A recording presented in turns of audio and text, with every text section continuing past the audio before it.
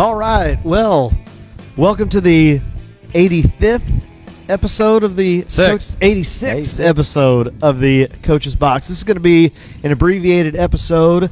We are here at Herculaneum Gymnasium after the Herculaneum girls basketball team played the St. Genevieve Lady Dragons, and congratulations, Coach Blair, on the W. Thank you. It was nice to play really well defensively. I thought that was kind of the key thing tonight, and we played a really good job on the defensive end, and we were able to run the floor a little bit off of our defense and get some buckets in transition, which I thought was important too. So, it was nice to start out the year here 2-1, and 1 point away from being 3-0. So we're finally starting to see some things and work on some stuff, and I'm excited about having a few days off here. The kids are excited about having a few days off. I think everybody in education is excited about having a few days off right here. Yeah. I can tell you, our kids were definitely that, and me. I just need some time just to be able to relax, and enjoy my family, and eat a lot of food. And are you gonna have any desserts by chance? Oh yeah. So what type of desserts are you gonna have? Me? Yeah, cookies, brownies. Well, I'm gonna have some pumpkin pie for sure. Pumpkin pie. Talking about pie. Oh yeah. Hey. There you go. Hey, that's so the best. The update is we had a challenge for all of our followers, viewers, all of that. Coach Miller, do you want to maybe refresh everybody's memory on what our challenge was and how we're talking about desserts? Well, given the fact that we have now over 1,100 followers, thank you guys for doing that. Yes, thank you so much. I'm going to be taking a pie to the face, not tonight, because it is a shortened episode, and we are here in Herculaneum High School. We don't want to make a mess. And more than we already have doing the game, but yes, I will be taking a pie to the face on the show next week. Awesome. I'm awesome. I can't wait. Everybody and their sister is ready for that. Now, my question is, what's your favorite pie? My favorite pie is pumpkin. Ooh, I do not want to waste a pumpkin pie on my face unless I'm putting it in my face. In the mouth, in my mouth. Well, they're going to go in your mouth. It's just going to be going in your face too. Rather not have it there. I want to be eating it. So there's your poll question. So anybody that's tuning into the show, and maybe we need to share this, but what's your favorite type of dessert for Thanksgiving, whether it's pie? I tell you what mine is, whether it's Thanksgiving, Christmas, French silk pie. French silk pie. Little chocolate yum. chocolate pie here. I mean, that's what I like. I don't know. I'm telling you right now, pumpkin pie is the best. I'd agree. And anybody who disagrees with me, you can shut your dirty mouth. I don't want to hear it. You go. It is the best. You are now blocked from the show. But speaking of other announcements, if you notice, we're missing a guy. Yes, we right are. now. We are missing a guy. What's some of the big news with one of our Coach's Box? Well, a big congratulations to Coach Jarvis and his wife Tara Lynn on their arrival of their baby boy, Weston Jarvis. He was born, was it Tuesday, I believe, or Monday night? Monday night. My days are running together. I don't even know what day it is. I think it was Monday evening at 11 o'clock. He was born, and healthy baby boy, and mom is doing really well. And I know Coach Dad Grandpa is definitely excited about. Yes. Looking at his facial expressions and some of the pictures that he shared with us, you could see the excitement on his face. I know I don't think it's wrong to say, because he already said it, but it's Jughead number 5 or 6 or whatever, because he said it was a big baby, baby. Yes, so. yes. And it was just quite funny though. His first thing was, well, I don't know how she's going to handle that big old head that she has. But nonetheless, congrats to Coach Jarvis and Tara Lynn for the arrival of their first kid together. And I still think what we should have done, hindsight being 2020, we should have said name Baby Jarvis, because I still think we could have gone Xavier. Right? I Xavier, wholeheartedly agree. I don't think he would agree with us though. Don't think so. Congratulations to Coach Jarvis, Yes. and we'll talk about another big congratulations, and we'll just kind of keep it locally with us here, talk about St. Pius X High School's boys soccer team and Perryville's soccer team. Both programs, so Class 1, Class 2, I believe, unless I'm wrong, playing for the state championship up in Fenton this past Friday, Saturday, Final Four. Awesome. I mean, that tells you right now, and we talked about this, I think, a little bit. I don't know that there's a better conference in the entire state in the fall sports this year.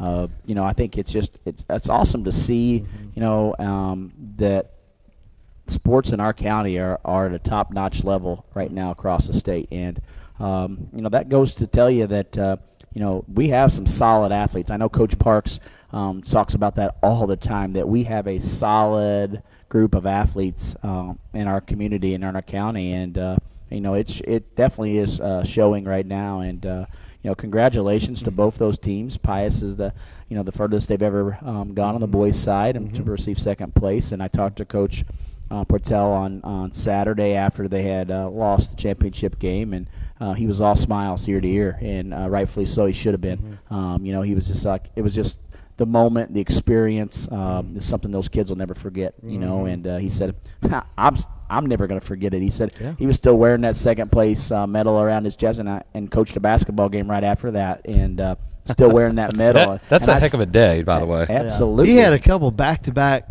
Friday, Saturday. He had a game on Friday morning. Then he had a basketball game Friday night. There was a soccer state championship Saturday morning, and then a Saturday afternoon basketball game. So, a 24-hour craziness for Coach Portell, but and still managed to show up to school on Monday. Yeah. I would have taken the day off.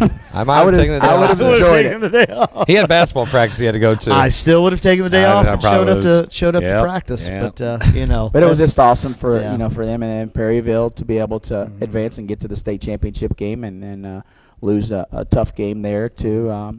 So to Whitfield, I believe, and that's who they end up losing to. So I think it was just awesome weekend, really, for local sports. So you're talking volleyball Final Four with R7. Now, help me out if I missed stuff. Volleyball Final Four, cross-country state champions, Herculaneum cross-country state champions, Festus on the boys' side. Once again, Final Four runner-up, state runner-up, soccer with St. Pius, runner-up with Perryville. You have St. Pius volleyball wins the district in Class 4. Class 4. And if there's, I'm sure, how many other cross country runners for the conference that either placed or had PRs, just getting a chance to go out to Columbia, and just any of the other programs that if we're missing, you guys, if you're watching, you can tell us and fill us in. I think that's an excellent cap to the fall sports season, as we make our way into the wintertime. I have to say this. So what's it like to actually play a game? Well, you got 3 games in before Thanksgiving. Good gosh, man. I don't know who scheduled all that, but they're crazy. Some head coach, I would imagine. I did. But I tell you, I think it's kind of nice for our kids. They got to kind of get a little bit of feel of what it's going to be like in postseason play too. I told them, I said, you're going to have to play a chance to play 3 games over, a 5-day period to be able to win a district. So and it's early in the year. I think our kids are battling that getting in shape stuff still, and you could see that tonight. And we do sub a lot, but as far as that goes, I think that it's good for us to be able to get this game in. We got a week off now. We don't play till next Friday. So we got a kind of time to regroup and then play next Friday, and then we turn around and have our tournament here at home, the Black and Red Classic, the following week. So busy week, but you know what? I tell you, it was nice for our kids to be able to have a little bit of confidence going into the holiday season and being able to get 3 games under our belt. Nice to have a crowd, first of all. That's excellent. I'm going to pose this to you, Coach Blair, since it's happening right now. And Coach Miller, you could step in and talk to it. So me not being the head coach anymore, I'm going to ask you guys this question. So now that you have to replace the all-time leading scorer, so I've done that too, but I'm going to open it up to you first. How do you go about doing that? And just talk to tell the listeners and the viewers, hey, you know what? You've got the program's all-time leading scorer in Paige Fowler. She graduates, and this is for any basketball program. What changes do you have to make as a coaching staff going forward? Because I was fortunate enough that when Holly and she graduated, we just reloaded. Right. You know, we had Kaylee Winch, and she came in. She wound up being the number 2 all-time leading scorer and all-time rebounder. So we just kind of reloaded with the athletes that we had down in North County. But for you and let's say small schools, what's the philosophy that you guys have to do as coaches going now into the year after basically the best player in the program moves on? Well, you know, I think the biggest thing was, last year I thought Paige did a really good job of being a leader on the floor and letting her teammates around her, get some opportunities to get in the flow of the game. And a lot of those girls that are on the floor tonight for us were players with her last year. So, I think that takes a lot into effect, that she was a great leader last year to be able to develop some of those kids. And the other thing is, we talk about it a lot in practice. Like, we're having to replace, 60% of our scoring. And so there's not something that's just going to flip a switch and turn it on and say, okay, you're going to take up 20%, you're going to take up 20%. It doesn't work that way. I mean, as love as we'd love to, it doesn't. But, I think the biggest thing that I see as far as is there's no expectations and the kids can just play. And I think that to me is seeing a big, there's no expectations. Like, I don't have to score. I don't have to, do this. I don't have to score 20 a night. I don't have to score 15 a night. I can just go out and play, and I'm loose. I can take care of things. And I just think, to me, that's what we try to tell our kids is, don't expect to score 20 a night. Just go out and play. Just be you. So just because we did the ball game, and I think anybody that was here watching live or watching online, it was pretty much clear cut that you wanted to get the ball down to Pilliard. Absolutely. So it's good game plan, by the way. Good game plan. Tell Coach Bohr good job on that. Yes. My question is, how does she, because she probably knows, okay, I'm probably the go-to player in the program. If not, it sure looked like it tonight. But I don't put words in your mouth. But how does she go about now? I'm just going to go ahead and assume taking somewhat of a leadership role for the program, and is it pressure that she feels? You know what? Her and I met at the very beginning of the season, and I asked her. I said, "What's your goal?" I kind of already expected what I thought her goal was for this season, and she matched our goal to perfection. She said, "I got to average 20 a night. For us to be successful night in and night out, I got to average 20." And that she didn't. I didn't tell her she had to average 20. She knew she had to average 20, and I told her, I said, you put the work in.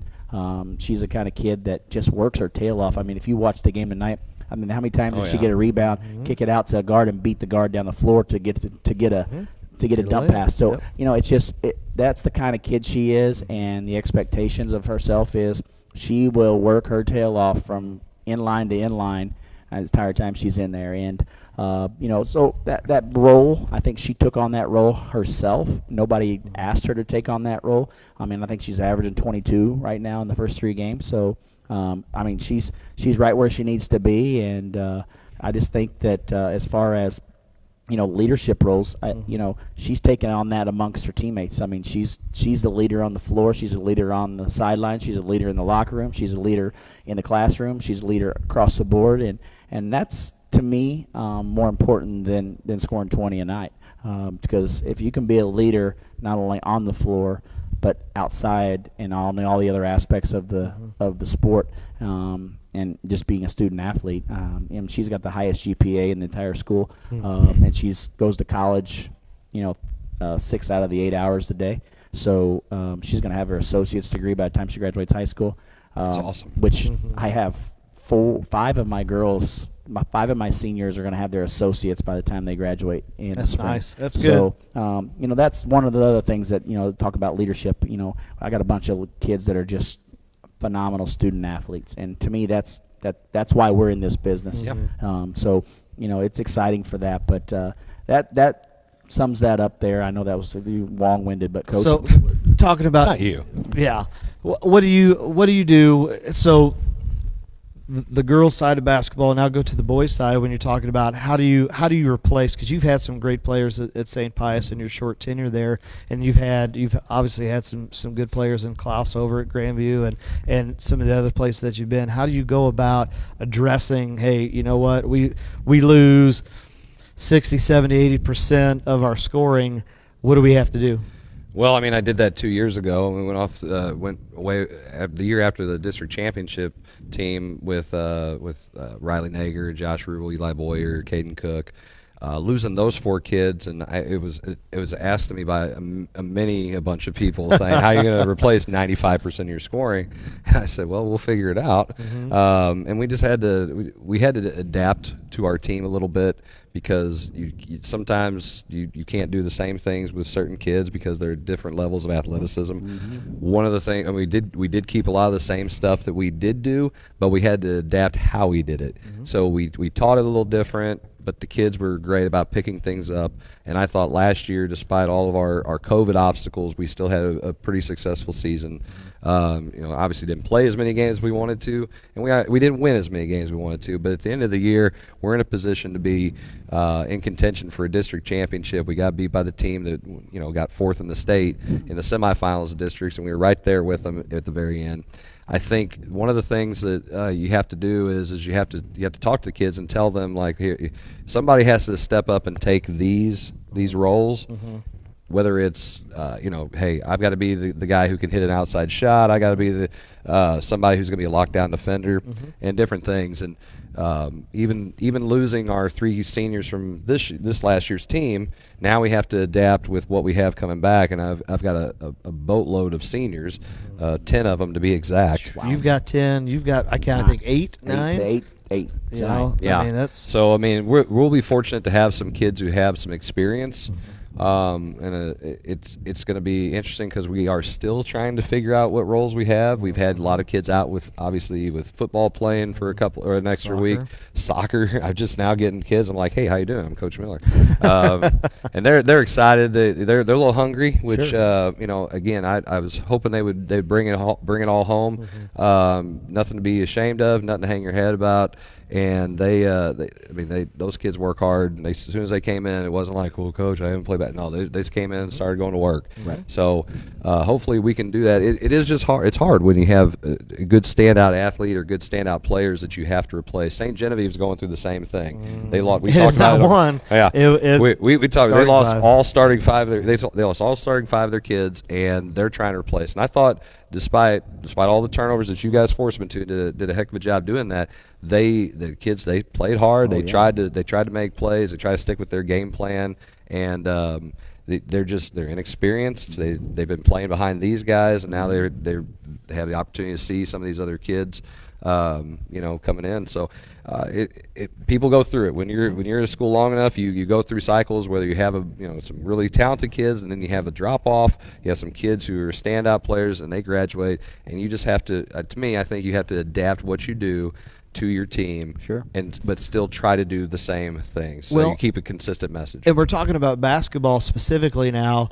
I think what you're seeing in several schools locally in the JCC is that you had big senior classes last year, or at least a bulk of your statistical categories that you have to replace. So just right off of the bat, I'm thinking of our 7 had several starters that with Odd and Jacobak and all of those guys, Roth, that they're going to have to replace. You go to Crystal City with Tulloch and I think they had most of their team were seniors. You go to a St. Vincent that they've got to replace. This is on the boys' side. They've got to replace several guys. I know our 7 on the girls' side, they're going to have to replace their all-time leading scorer, plus several seniors as well. I mean, it's going to be, I think, and if you don't want to talk about it, we can move on to districts, but I think there's going to be some parity for both the boys and girls in the JCC when you get matched up against each other. I think you're going to have some quality games, knock on wood, that we don't have to worry about COVID, and we can just go through and get a regular season. I think that this is probably, 16th year here, and I can tell you that this is probably the most consistent across the board that all teams are on both sides. I was on the boys' side for a few years before I came over to the girls' side, and I've been around, both of them for 16 years, and I can tell you that it's a big difference this year. I think there's so much equal playing across the board in both the boys and girls on the small school side, and I think that says for two things. I think that says that, like we were just talking about in the beginning of the show, this county is starting to create phenomenal athletes as a group, as a team. You're seeing more team ball, and you're not hearing about all the individualized stuff. It's all team stuff, and I think that's what it's going to take to get to a Final Four, to get to a state championship game, or to win a district title. It doesn't take one or two kids. So let's talk about districts. Was it Friday that they came out with the classifications? And so I know a lot of schools were we going to be Class 3, were we going to be Class 2, were we going to be bumped up to 4, were we going to be 5? So let's kind of go through some of the local areas, small schools, and jump over to the big schools as well. So I just pulled up the Class 3 boys district, and so what's interesting, I think we said, which way is the rubber band going to go? It looked like it went north. It went somewhere. It went north because I think it was somewhat similar to last year. And so looking at, where a couple, just two of the local ones, Class 3, District 4, you've got Bishop DeBerg, Carnahan, Gateway Science, then you have McKinley and Valley Park. Those are all north city schools, but then you have Jefferson R7, and then you have St. Pius the 10th that are rounding out the Class 3 District 4. Coach Miller, you want to comment on that quickly? Well, it's going to be, no matter what, it's going to be tough to win your district. I know a couple of Hall of Fame basketball coaches who've won 500-plus games, and they've only won 2 districts. It's tough, depending on where you get your rubber band pulled to, or what classification you come into, or the lovely championship factor. Those things can affect your ability to win the district.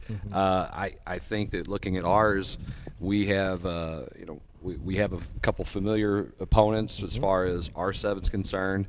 We've seen Valley Park. I do know that they got a pretty good freshman now who's averaging some points. Yeah, dropped 40 the other night against. It was not the Crystal City game. I think he had 29 against Maplewood. Yeah, 40. And we play them Monday night. And then you look at some of the city schools like Carnahan, Bishop DeBerg. Bishop DeBerg's returned the top 2 players that were in our class last year, the Player of the Year and the kid who's running up, both of them 6'5", 6'7". In your district. In your district, excuse me. And then again, you don't know about Carnahan, you don't know about McKinley and any of those schools, and what they'll have that show up and decide to play or didn't decide to play. Right. So, to me, it's I guess it's nice because it's a 7-team district, right, instead of an 8. Me and Coach have talked about the importance of getting that bye game or not, just to get the tune-up game. But at the same time, you want your best chance, I feel, to get to a district championship, and hopefully we can put together a good season and get there. But I do like our chances, and hopefully we gel as a group by the end of the year, which, again, you could go 0 for all of the games you want, as long as you get to your district and you start winning. That's the only thing that counts. Absolutely. And so District 3, we'll talk about the other local team. You've got Arcadia Valley, Clearwater, Grandview, Greenville, Kingston, West County. So it's kind of more south, if you want to call it southwest. I'm going to go out and say you might have Kingston. You might have Kingston come out of that district. I think they're loaded with upperclassmen, and it's one of the twins, the Nelson. He's the senior for the boys. The sister is senior for the girls. They played really well the other night against Perryville, and I think maybe you see that. If we're going to go ahead, and we talk about Crystal City's district, because they were the lone JCC team that won a district last year, and my phone's kind of frozen here, but Good job, man. I know it is what it is. But I had one. They're actually in District 4, and so some of the similar teams, but also not. So Bismarck, Crystal City, New Haven, Principia, Valley Catholic. Valley Caledonia and Viburnum. So Crystal City and Valley Catholic met up in that first round of the playoffs. Yes. And now that you see Crystal City graduating several seniors, and then Valley Catholic, I think they're poised to probably be the favorites in that district. I mean, Valley Catholic has some really good athletes, and they always put together a solid basketball team. It just seems like basketball is the lost sport down there with the boys because their baseball team's good, and I think their football team's okay usually. So most time. So when you go and play them, and you have all these kids, and that's what they do in the wintertime. Right. And they play basketball and they play hard. If you play down there, if Coach Rose was sitting here and said how difficult it is to play at Valley Catholic, and I would agree with that, right, from personal experience. So they're gonna field a really good team. I agree. I've seen them this summer, and they're gonna field a good team. And I think Coach Jones on the girls' side, he's gone, I think, back-to-back years going to a district championship game. Off the top of my head, can't remember if he's won or not. I think maybe he won one. I think he's maybe poised to try and get back again. Valley Catholic, I think, on the girls' side is still going to be solid, and Viburnum's I think going to be pretty good. But New Haven is really good. New Haven's going to be really good as well. So Coach Jones on the girls' side, and so if you guys maybe want to talk about your class. I know you bumped up to Class 4 or stayed in Class 4. Then we can go Class 4 quickly and into Class 5, Class 6. We'll go Class 4. In District 1, you got Perryville, which is in that district. You got New Madrid County Central, Dexter, Donovan, Kennett, and then Saxony Lutheran. That's on the girls' side. And then on the boys' side in District 2, you've got Park Hill Central, Fredericktown, Hancock, Herculaneum, Notre Dame, Potosi, and St. Jen. So that's on the girls' side as far as that goes. And then on the boys' side, you have to list up there. Sorry, it took me a second here to get to the boys. Man, somebody should have like graphics up here to throw up. Yeah, come on. Chris. Hey, Who's the sorry, producer around here? I don't know. Where's Jeez. Kevin? Kevin. But so in Class 4, District 1, on the same side at the boys, we have you'll have Cape Notre Dame in that District 1 on the boys' side, and then all the rest of them are the same. And on our boys' side, District 2, you got Park Hills, Fredericktown, Hancock, Herculaneum, Potosi, and St. Jen. So Notre Dame is only the girls. They do not have a boys, so they're in District 2. So that's basically all of our local in Class 4.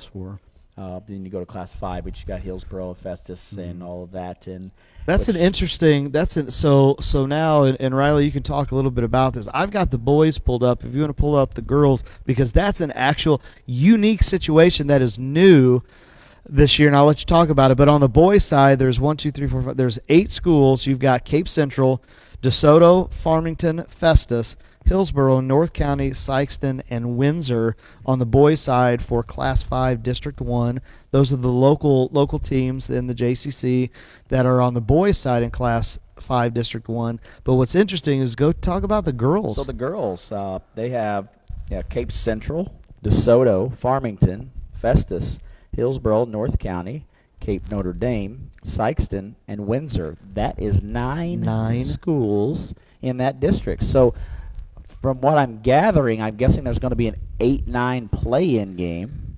Correct. For the opportunity to play the 1 seed, which I don't think has ever happened, a play-in game as far as an 8-9 game. I know there's a play-in game if there's 5 teams, it's a play-in game to play the 1 or 5-4 or whatever. Now down south, they used to have a play-in game. There used to be 9 schools, and they would have a play-in game. They'd have to be on like a Saturday or something, your first day, and then you'd have the rest of the 8 teams, and it would be the opportunity to play the top seed.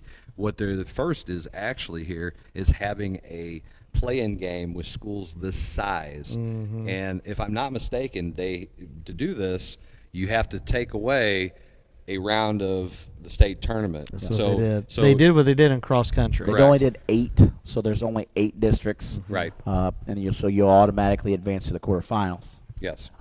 If you win your district. So I mean, you got nobody knew that was coming as far as basketball was concerned. Because the rubber band's been stretched so far. I don't know why or what the thinking is. Well, from what I understood was the thinking is they wanted to create more of a district tournament in a hole and not have to win one game and then you're in the finals. Instead of having it like that, you got it for the district championship. Yes. So what it does is meaningful more because districts is so much meaningful in the championship factor now compared to what it was before. So I think that's the reason why they're doing that is to because you can win a district and then you don't get another point until you get to the Final Four. So I think that's the kind of concept that I think they're trying to make people understand.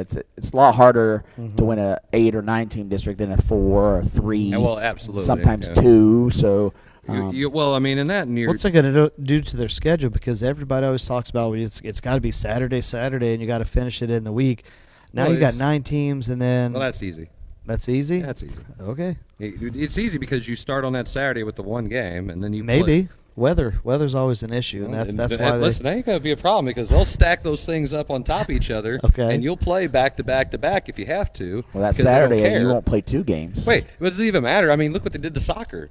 Okay, to me that was the stupidest thing of all time, and I want to get on a huge rant here. But the fact that soccer, the district championship was on a Thursday one week, then you take an entire week off, and then go to Saturday to play the quarterfinal game, and they only had one game to go to the Final Four. Then you're off another week, so you can play Friday and Saturday back to back to play the state semifinal and the final back to back. So you mean to tell me you had those weeks off? In basketball, it's like, well, you win on a Friday night. Guess what? You're going to play on Tuesday or Wednesday, then you're going to play on Saturday, and then you're going to wait 3 days and play on Thursday, and you might have to play on Friday. Right. They don't care. It's like, but soccer, let's stretch it out. It's okay. I don't know. It's stupid. It is, and maybe it had something to do with the state championship having it in Fenton, and maybe because it's a big complex, and maybe that's just how they scheduled. Maybe it was something to do with their schedule. Now let's talk about, because we didn't talk about St. Vincent. They are part of the JCC. Yes. They're in Class 2, Class 2 District 3, and so basically the only county school or conference school, everybody else down south, that's Advance, Bernie, Bloomfield, Meadow Heights, Oak Ridge, Oran, and St. Vincent. This is basically the same district, I believe, that they had last year. Yeah. I don't think there's anybody new. It's a 7-team district. They might have had one team that was in there that's not now, but that district in Class 2, traditionally there's at least about 2, 3, 4 schools that I think last year they had 4 teams that won 20 games. They had 3 or 4 that won 20 games, and St. Vincent will have another good team. I think Oran's traditionally good. They are traditionally good. Joe does a good job, and Advance has had a good team, and then Bernie has. I mean, it's like hell. Everybody's pretty good. Right. So when you have it's harder to win that district. Right. Okay. When it has that many teams in it. So to me, it's gonna be nice to see what the big schools get to do. It's like, now you guys get to play all these guys. Yay, cool. It's not so easy. You play a few more games. Yeah, and to me, go back to the big schools. It centralizes that whole district concept because at times with those big schools, you've had teams that played in the finals, both from St. Louis. Right. So wait a minute, I thought we were doing this regional stuff. I thought the rubber bands were. No. Now you're putting all of them together, and I kind of like this. So right. I'm gonna give it a little bit, and let's see if Mission made a good idea. Maybe next show we do this debatable topic, and I kind of want to have a playoff system for basketball. What I mean by that is the same as football, to where you have to earn your right to get into the playoffs. That's the way. I think. Now, do we want everybody to have a chance to compete for a state title? Sure, but when you look at some of the other states that are somewhat close to us, bordering states, that you don't automatically get in. Yes. Now, then we talk about who you're going to play, strength of schedule, how do you rank that, and maybe it opens up another can of worms that it's too much logistically. It's too much, but I don't know. I think. I would really like to see something like that happen in our lifetime with football, or go back to when we were to our age, when it was weeks 8, 9, and 10, and you just had a 4-team tournament, and that top team moves on. Because let's be honest. I'll say this. Good luck to North County. They were playing in the semifinal game, playing against Hannibal. Yes. So you're still playing, which is awesome, but you're also playing after Thanksgiving, and you've already had 3 games. There's tournaments that you've got the AV tournament, 94th or 95th, whatever year that they're in down there playing, and it's like, I don't know what Coach Palmer's doing down there because I think 90% of his basketball roster is still playing football, which is great for Coach Jones. But you just think, I don't know, you just got to do something different. Right. I think that, the other thing that I can tell you as far as the process goes, I just think that this district is changing as far as everything that it goes. I think it's making the larger schools, and I talked to a few large school coaches, and they're like, yeah, this is a lot different than what we've been used to as far as we're going to have to play 2 games just to even get to the final, at minimum. Mm-hmm. So, I think it's going to I'm going agreeing with him here. I think that it definitely has to be something that you have to look at. So, but nonetheless, it is what it is, and we're going to have to play ball. Yeah. So, well, we'll go ahead and we'll just say, hey, we wanted to have an abbreviated show here, and we'll kind of close up shop. We've had an interesting day today, and thanks for letting us kind of come out here and broadcast the game, and make sure you, like we said, tell Coach Gilman and everybody Herculaneum allowing us to come out and have the show. And Chris, before we close up shop here, let's thank our sponsors again for this evening. Well, first off, I want to go ahead and thank Herculaneum High School for allowing us to be here and do the game, and for any of the fans who've watched the show online and the broadcast. We really appreciate it. And when we look at everything that we're trying to do here, and again, just want to say that this is all about us doing it for the kids and everybody in the community, especially the ones that support us, because I know a lot of people from here and Festus and coaches and other people around watch our show or watch our broadcast, and we just want to try to do that for them. Mm-hmm. And maybe in the future when we're not busy.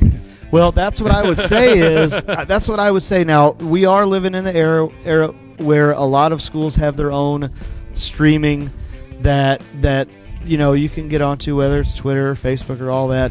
But if you guys are interested, if you know that, hey, a school doesn't stream their games, and that's something maybe you guys want us to try and do sometime, whether it's going to be basketball now, or maybe, hopefully, knock on wood, we're doing this again next year, football season, or maybe springtime coming up, baseball coming up. You'll have to do that because I'll be busy, and I don't know if you're still doing baseball. You're on your 10th sport, but coach everything. Good coach gosh. Everything. Curling. That's right. Curling and all that. No, I would love to see you do the curling stance and slide that thing. But for any of the viewers or followers, family members or whatnot, give us a shout out. Whether it's email, comment, message, say, hey, you know what? If you ever get a chance, come to our school, maybe try and do a ball game, and maybe we can set something up. Absolutely. And I think that the big thing about it, and what I say about this all across the board is, this whole thing is for the kids. We want to expose those kids. We want to get an opportunity to put them out there. And there's so many people that, families that can't come to the games, and just gives them an opportunity to be able to watch, grandkids, nieces, nephews, whatever it is. So, but once again, we're going to give another big thanks to Coach Gilman and Dr. Freeman here, Mr. Willis, for allowing us. And not only that, Coach Gilman, I gave it to Mr. Sauer, who's talked to me a little bit. Hopefully we can get him on here sometime. He can do some. Yeah. The legend, by the way, according to Bruce Valroy. He is the legend. And I know Coach Winkler's won some Class 3 District 3 girls love, by the way, because we didn't cover them. We did. Yeah, we did. We talked about the girls. We did. We just said girls? District 3. We didn't talk about. We talked about the boys. No, we said the boys and the girls are the same. Go again. Okay, go again. Okay. Go again. For Coach, we'll do it again. For Coach, just real quick, we'll do it. Arcadia Valley, Grandview, Greenville, Kingston, and West County. Small district. Yes. I think, based on what I know that there's a couple. A couple of those schools are pretty stout usually every year. So you two know more about the girls' side than I do. West County is definitely West County. I would think the favorite in that thing. But you didn't hear that, Coach. Once again, and we talked. Tim and I talked this weekend. He was out there at the shootout watching. A lot of those district opponents were down there playing. But they got the Nelson girl from Kingston, which once again, if she hasn't signed yet, and I'm gonna say this. Maybe she winds up going to MAC. I don't know, just because a lot of the MSHSAA girls go down there. I'm going to tell you right now, if there's anybody from any colleges that have ever heard of our show, go watch her. Yes. Because she's worth the price of admission. Before I coached against her, I thought, okay, yeah. No. She's good. She's a college level athlete. You talk about putting the time in. She needs to. Somebody's got to pick her up. If she hasn't signed already, somebody needs to pick her up. All right, I agree. And for the record, Coach Jarvis is watching the show for the first time. Whoa. He's never watched the show it. after we've been on it. But he is actually watching I take it another second time because there was a time when he gave me COVID and we had to sit at home. right. Remember? You two had to So sit at two home. He needs times. to be changing diapers. That's what he needs to be said, doing. He said people are having babies here. Okay, that's what he sends this text. So There's no excuses, Coach. Yeah. No excuses. But Chris, anyway, tell us about some of our sponsors. All right, well, appreciate it again to Home by SMCI for allowing us to have internet anytime we don't have internet and providing that for us. Tetro's Bar and Grill, which is in Festus, Yes. and all the food's good. But what do you got to get? Oh, those gator bites, those There gator you go. tails. What's your favorite there? Yum. TT's Italian chicken. Oh man, there we go. Solid. And Okay. those jambalaya bites are pretty good, too. I really got to get on to some of this. Spicy, if you like. Spicy. Those. That's right. I can only handle so much, but it's good. Hey, someday when you grow up. Anyway, thank you to them. We also want to thank TJ's Bar and Grill, Stacy Miller, and Kelly Kaufman, Yes. Herculaneum alumni. Yes. Apparently a basketball player back in the day. She was. She was. I She was on the last basketball team to win a district title in okay. 1996. Hey, I didn't know that. Yes. I had to- Give her some trouble about it. give us trouble about that. Yeah, But for sure. if you're interested in being a sponsor for the Coach's Box, whether you're a business or an individual who wants to do that, or knows somebody who's a business who wants to do that, I just threw it up on the screen. You can scan that code, and we offer very cheap advertisement because again, we know that gas prices are going up, your expenses are going up. Whether your stuff's out on a boat in the Pacific Ocean, you don't have a lot of money to throw around, and we just want to have an opportunity to get you guys and your businesses out there, advertise. We'll do it as much as we can. We don't make any money off of this. We are taking this stuff and we're trying to put it back into the community. You guys are the community. We want to support you guys and do everything we can to promote you all and our kids. So I'll just go ahead and wrap it up since Zach always likes to make me do that. We appreciate you guys tuning in. Thank you for watching, and we will see you all next week on another episode of the Coach's Box here on Facebook. Have a great Thanksgiving. Have a happy Thanksgiving.